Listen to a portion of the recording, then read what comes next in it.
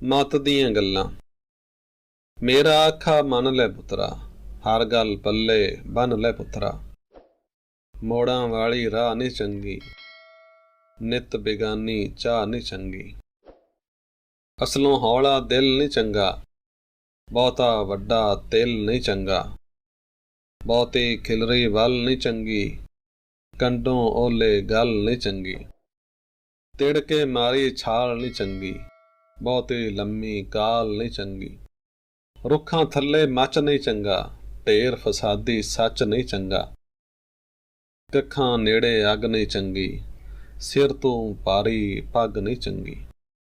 बेकदरे दी खोह नहीं चंगी, बदो बदी दी मोह नहीं चंगी।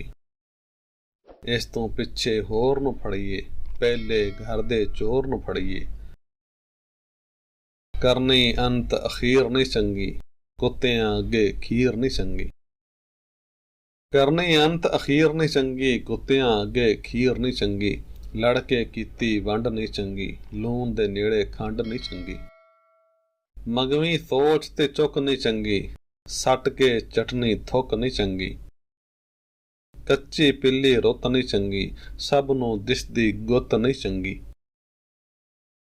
अखां दे विच कहर नहीं चंगा, जिब विच भरिया जहर नहीं चंगा। तू ते तकरार नहीं चंगी, हट के बैठी नार नहीं चंगी।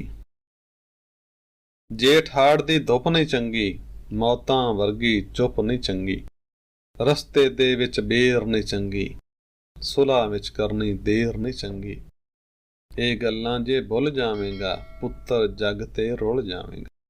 नाज़रीन, आपको हमारी वीडियोस कैसी लग रही हैं कमेंट बॉक्स में अपनी आरा से हमें ज़रूर नवाज़ा कीजिए। मज़ीद इस तरह की वीडियोस के लिए हमारा channel Qasim Ali studio subscribe करना मत भूलिएगा। जल्द मिलते हैं एक नई वीडियो के साथ। अल्लाह हाफ़िज़ व नासिर।